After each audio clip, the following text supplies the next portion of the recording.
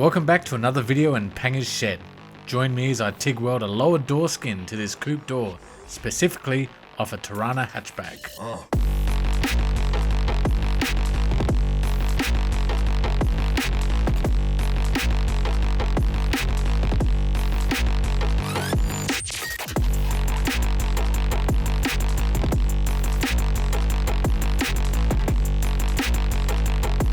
Look, the worst thing is finding out that you have made a mistake after all is said and done. This car was my first major restoration / modification, and there are a lot of things that I should have paid attention to.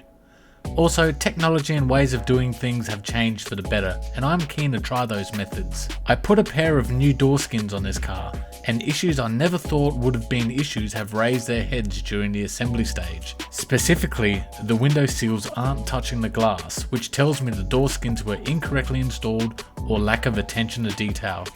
See, the gap is too much. 35 mil there between that bit of sheet metal and that bit of sheet metal, and which allows a 7 mil gap here. And once the glass is rolled up, the seals aren't touching the glass. That's one problem with these door skins. Another problem is the height difference there and there. It's sort of a bit like that. So the driver's side door skin needs the same treatment as the passenger one that I'm currently working on.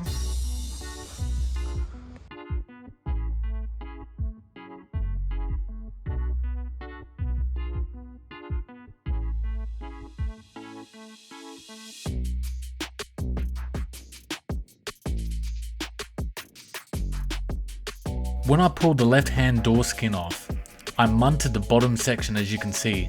Instead of forking out another $500 for a new skin, I decided to use a lower door skin section, and am keen on trying the TIG weld and planishing method. Usually I would MIG weld, I would have 10 years ago, but using TIG can allow me to control the heat and hammer and dolly out the welded area without risking cracking the welds and causing more issues to fix. The beauty of TIG is that it fuses the metal together rather than add new hard brittle metal like the MIG would. I want the welded joint to be part of the skin rather than a foreign patch attached to the skin.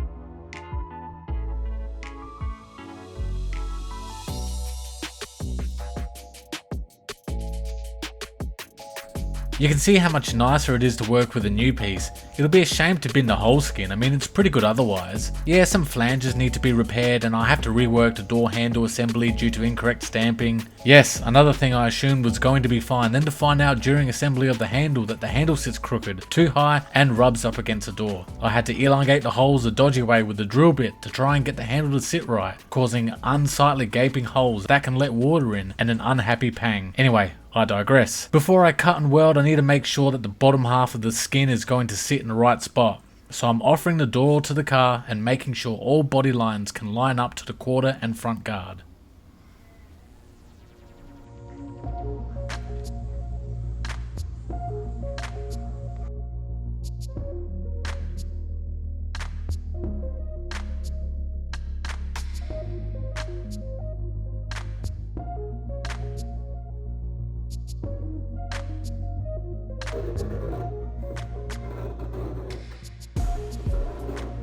Once it's all marked and clamped on, I take it back to the bench and get my scribe ready. I want a very accurate cut line. TIG welds require a very tight gap. MIG adds material via MIG wire, and very quickly too, so a gap is fine with MIG. But for TIG, if I have too much of a gap, chances are I'll blow out the edges, and that's not what I want.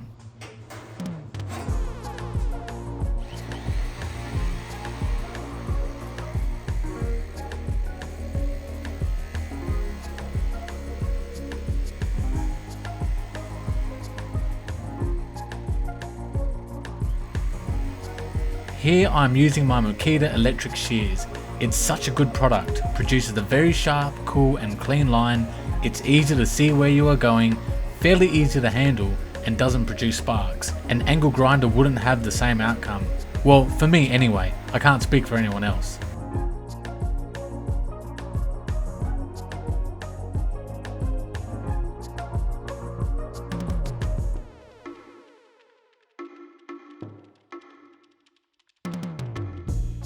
After shearing the metal off, I've noticed I wandered away from the line in a few spots. So because I can still see my scribe line in a few areas, I take a Rolex sanding disc on a die grinder and just slightly shave the metal to the line. Oh, and don't forget to test fit, test fit, test fit. You want to spend most of your time on this part and the welding will be easier, or so I'm told.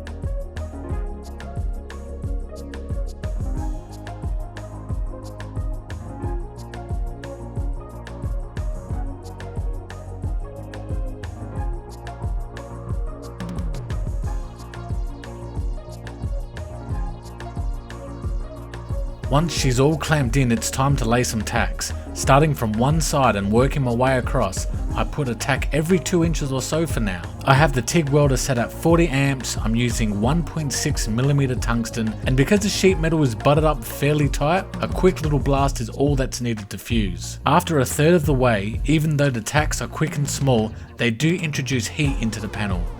Once those little hot spots cool down, it'll shrink and pull the two pieces closer. This is evident on the rest of the panel that is yet to be tacked, because the two pieces have slightly overlapped. To overcome this, I grabbed a hammer and dolly and smashed down the last couple of tacks to stretch the metal, enabling the panels to go back to the gap I had before.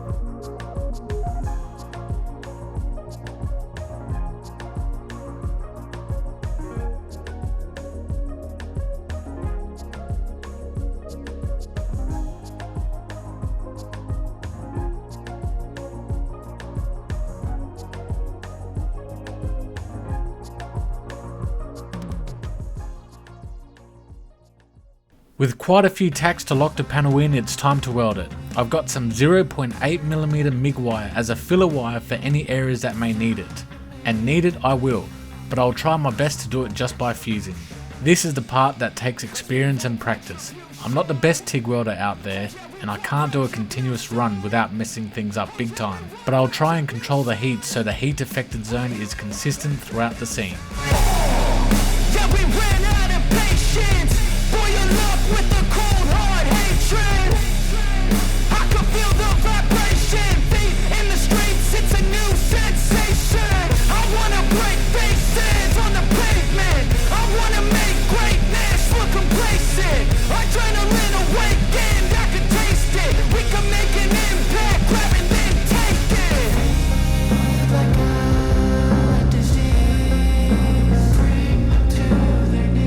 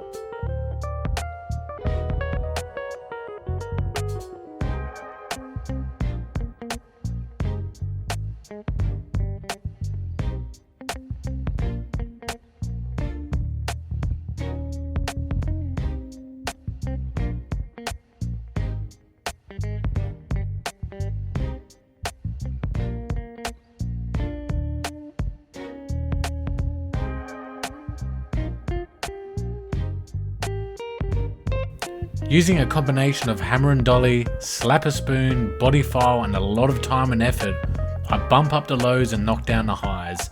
The beauty of TIG welding is that the metal is still malleable to be able to fine tune the panel like this. It's not perfect and still needs some work, and the door skin is far from ready to be refitted to the door, but the lower door skin is installed, and once mated to the car, the body creases are where they should be, and that's all I care about at this stage. That's it for this video. I hope you like it. Cheers for sticking around. See ya!